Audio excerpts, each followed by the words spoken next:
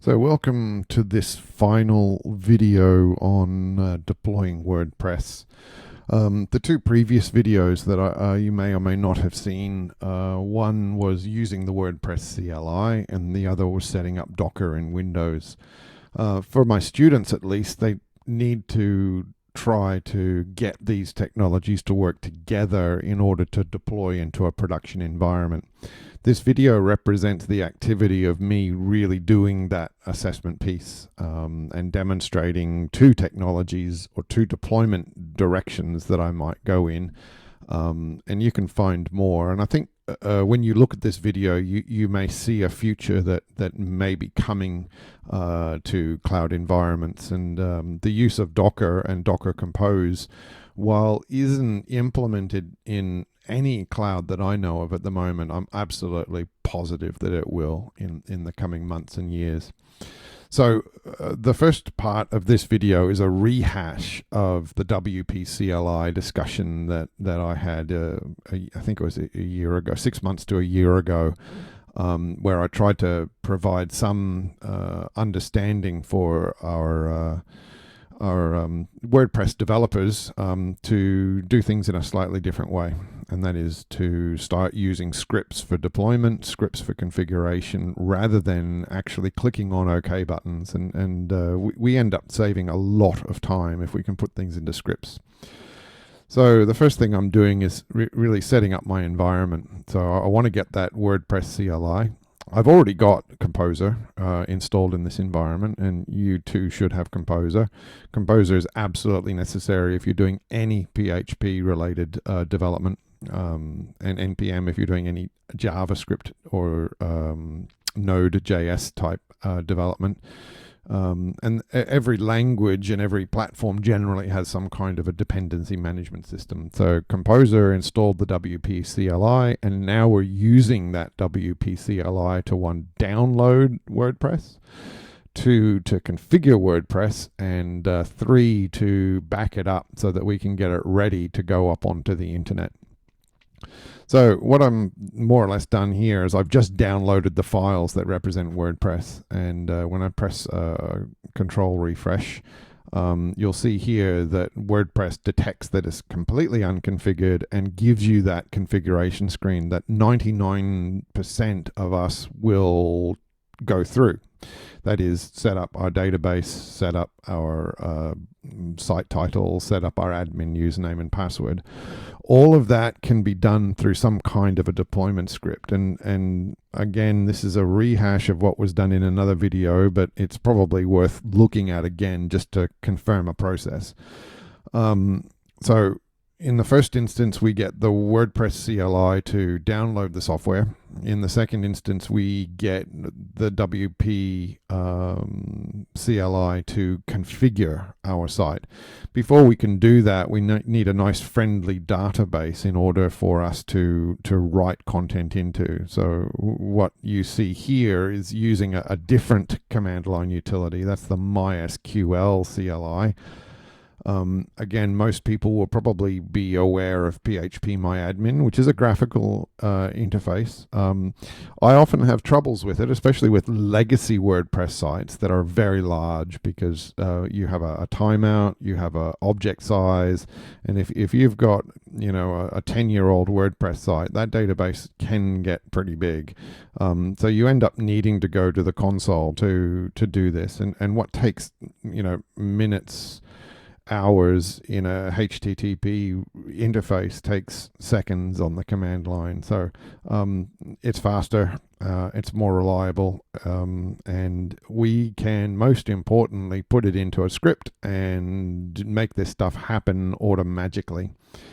So you can see here we have set up our database. We've created a user that's allowed to access that database.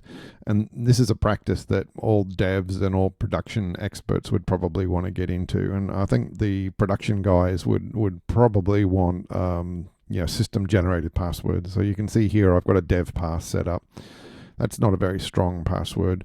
But when you see further down in the video, the database itself is fairly inaccessible. It's not something that the outside world can gain access to. But if you have this information sitting in repositories, or you have this information sitting in configuration environments, then they might be gleaned. And what we've seen in other examples is the system generating a password on runtime, and that's probably the best case situation. So if you can use your container environments or your production environments to auto generate passwords, that's the golden standard as far as I'm concerned. So we are now confirming that the database is connected, and now we are going to populate that database. We're going to populate that database with some settings, with some environmental variables. So if you remember going through the HTTP or the web front end, it asks for a language, it asks for database connection, and if we get past all of that, it then asks for the site title, the admin user, the admin password. You can put site slogan in, you can put the admin email in. I think that's what I forget here. I put a pretty lame password, and then I get an error saying, hey, you've got to add another parameter onto the end of the WP core install command, saying you need the admin email, and that email is bogus in this particular case. When you look at the Docker instance of WordPress or the Bitnami instance of WordPress that we will run later, they will rely on a runtime creation of that admin password, and you have to be smart enough to sort of dig through the console or the log files to try to find that password, or you can run roughshod over and set your own password. So I'm confirming now that the site is created. The site is now running in a structure that didn't involve me touching the browser, and that's the first part of any production cycle, is to generate the latest version of WordPress, the latest versions of its plugins, the latest versions of its themes, and then start populating with the configurations that we might have created in dev. So there's my username and the password that I set up in the wp-cli, and you can see here the first thing, my plugins are out of date, which is unusual because I've just used WordPress itself to download what I thought was the latest version of WordPress, but alas, one of the plugins is not at its current latest version. So we can dip back to the wp-cli and just say, hey, look, update all of the plugins that are there, and that's a nice feature that saves a lot of work. Like if you've got 30 plugins, running that can just be a nightmare if it ends up breaking your site. But if you're diligent and you're keeping up with your updates, it's in most cases it's a dream. It doesn't take very much work. So the wp-cli can allow us to create or download plugins. So you can again add to your installation script all of the plugins that you use, all of the default plugins.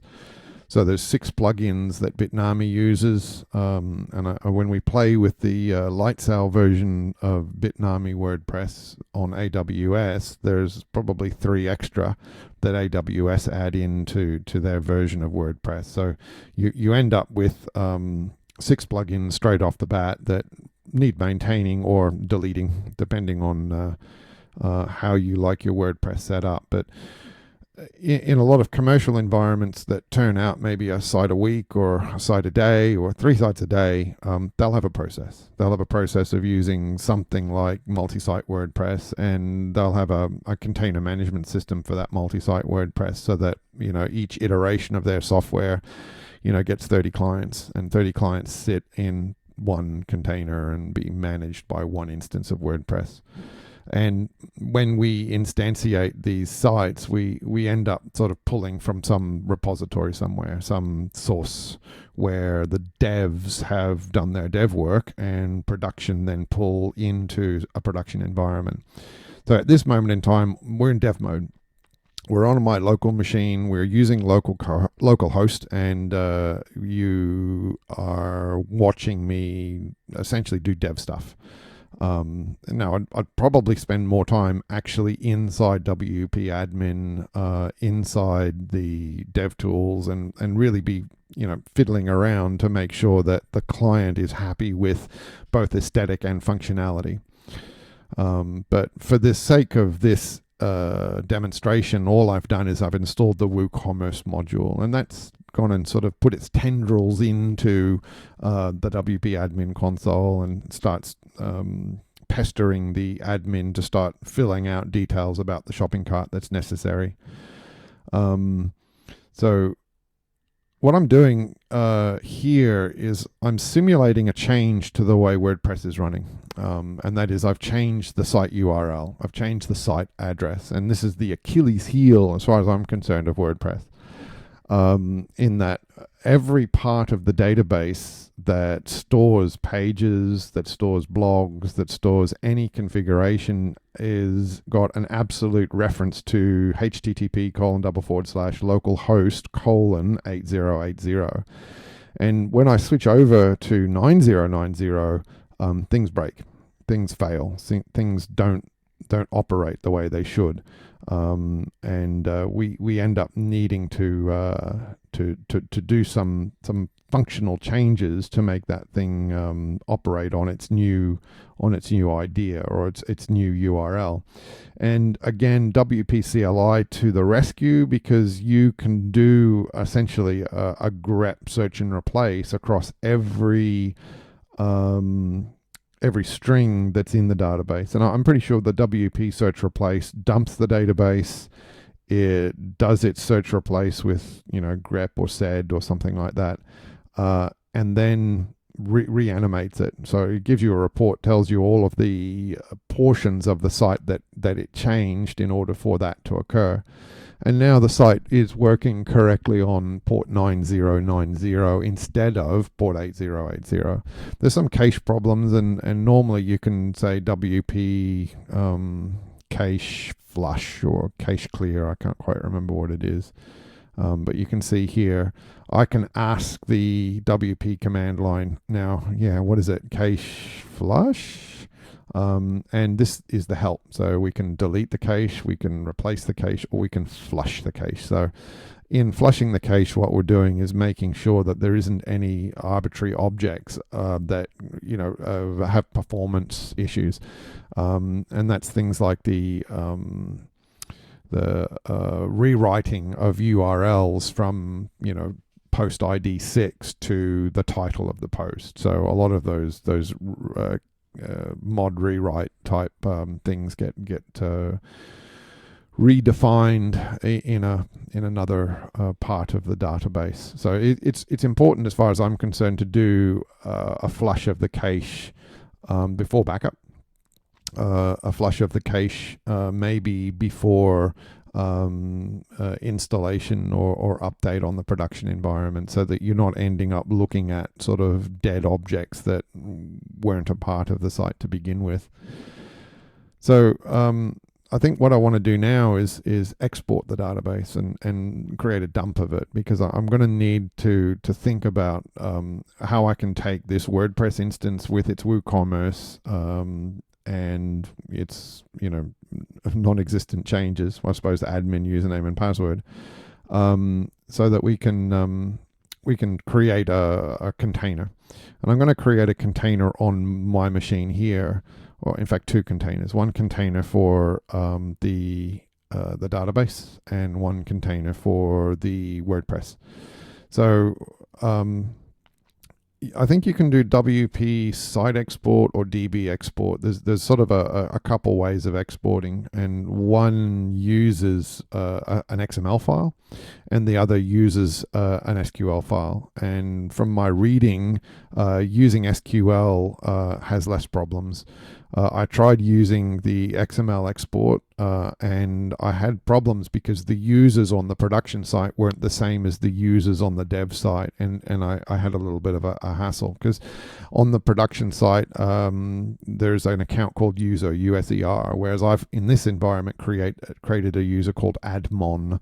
So admon's created the pages, but user is the only user on the system of a production environment, and that caused me difficulties.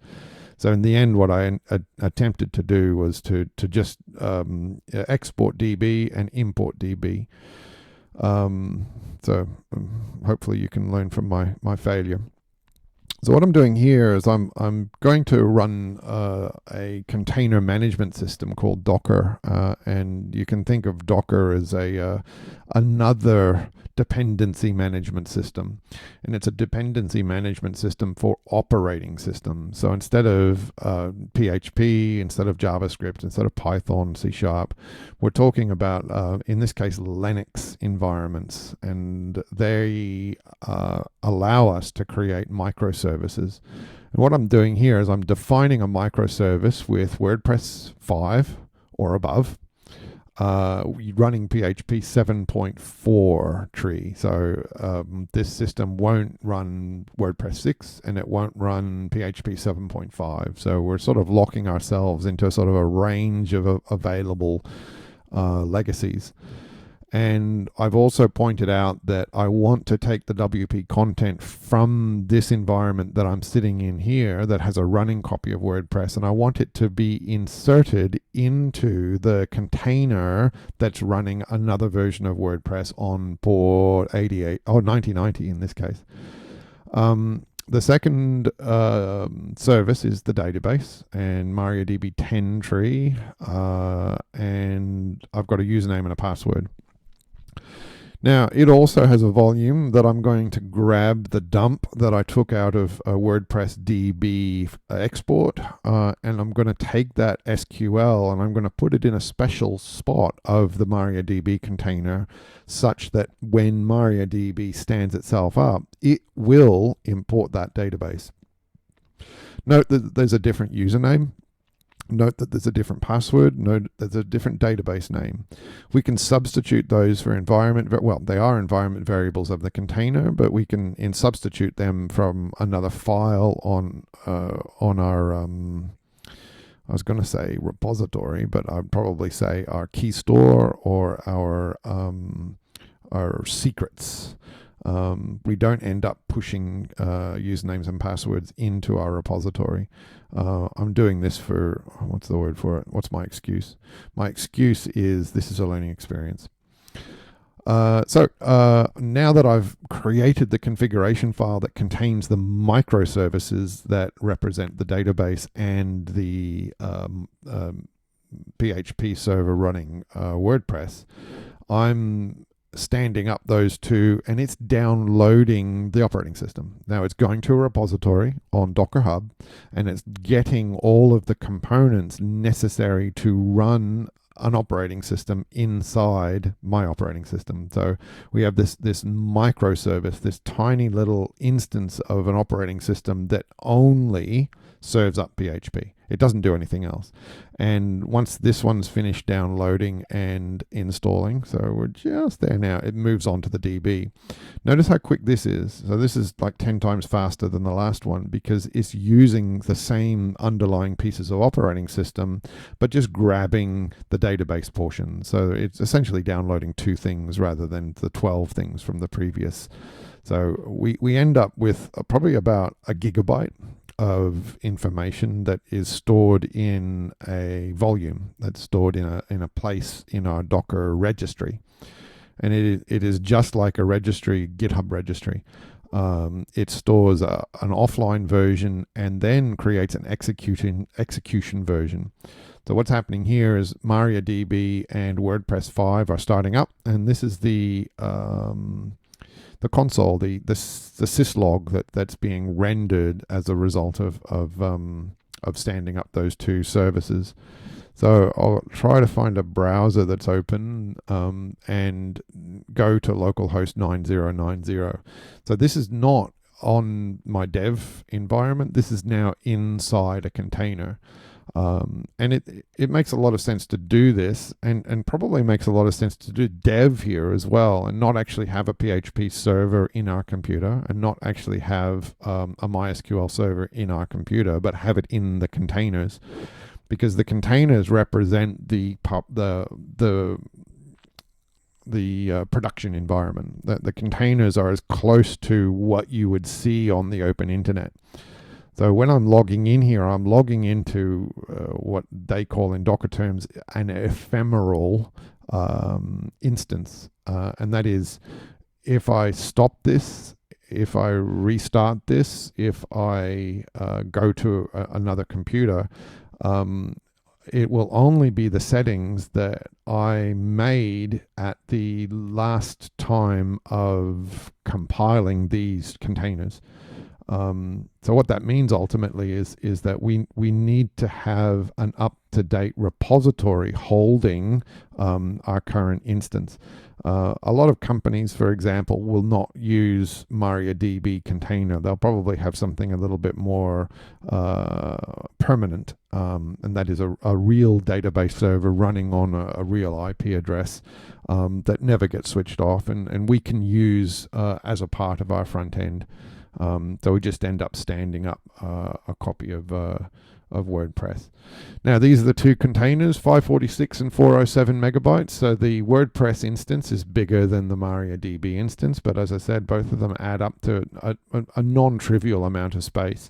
I've run out of space on my hard drive. I think I need a terabyte. I have to find an excuse to upgrade my hardware, and if this is the excuse, then so be it. So if I've got 12 projects on the run, I probably have 100 containers that are all sort of in various states of aliveness.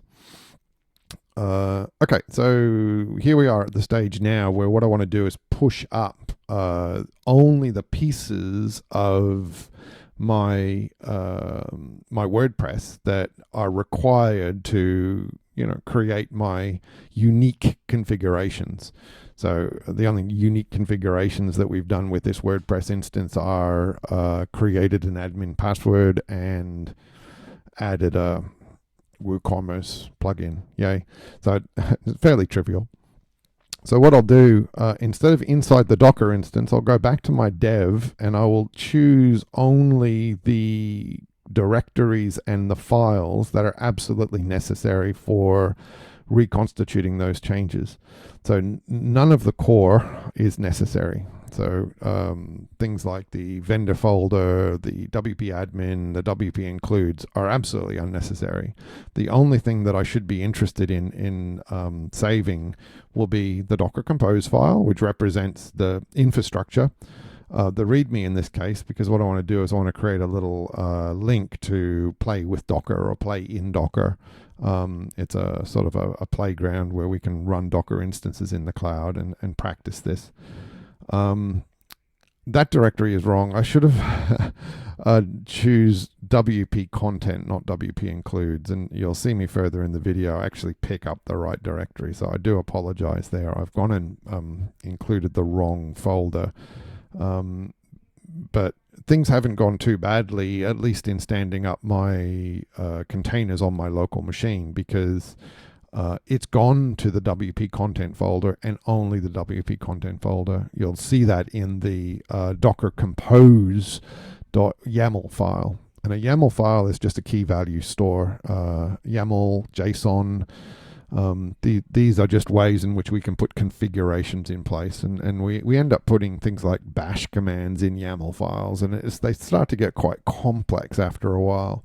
But YAML is the language of Docker Compose, and bash is the language of a Docker file, and I've used both and sort of feel that Docker Compose is the better of the two. It does represent microservices in a much better way.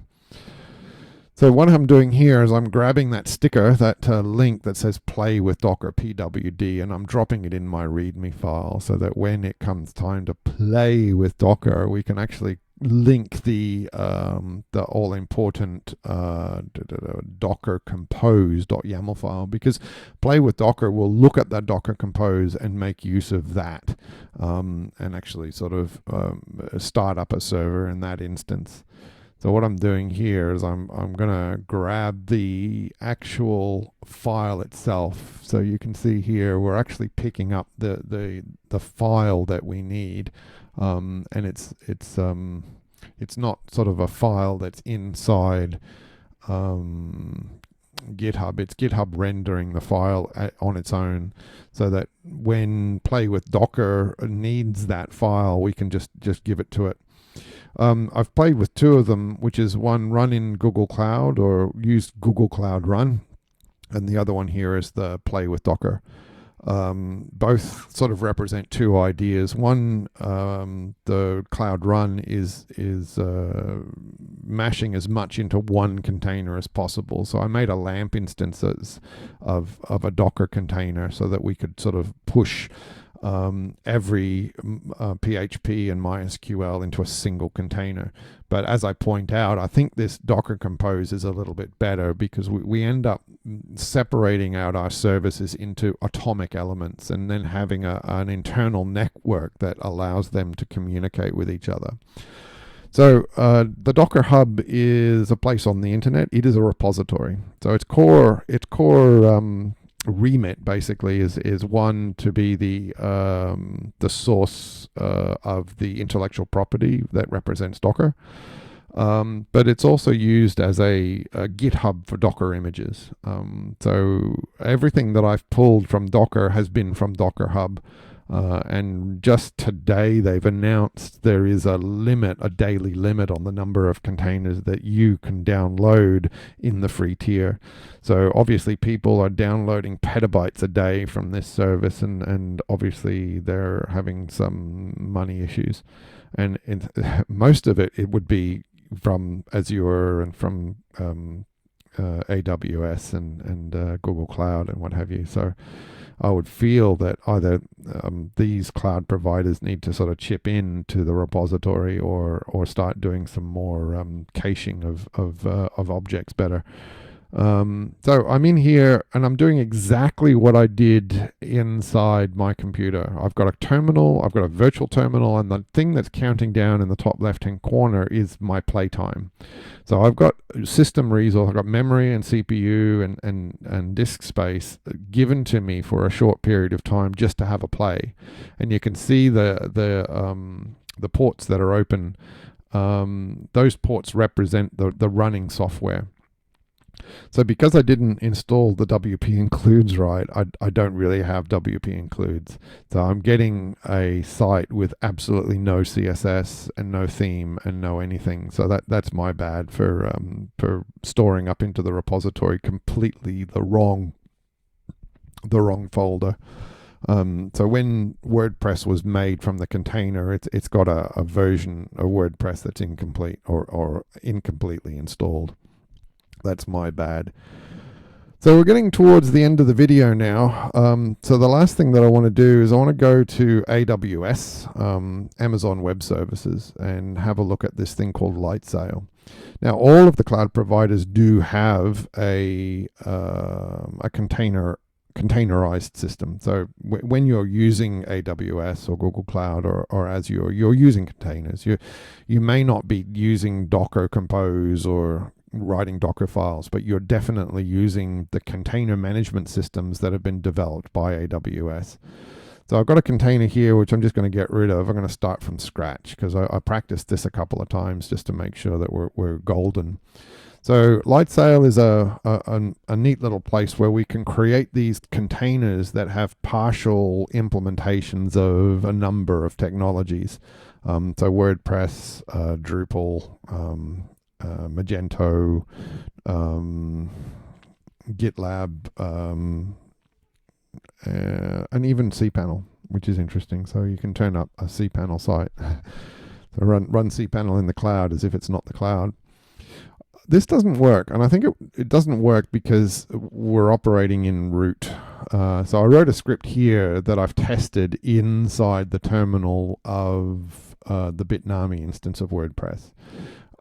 I want to paste it into the initialization script that starts up the container, but I think the wp command does not like being run in root, and you've got to pass it a special flag to say please run in root.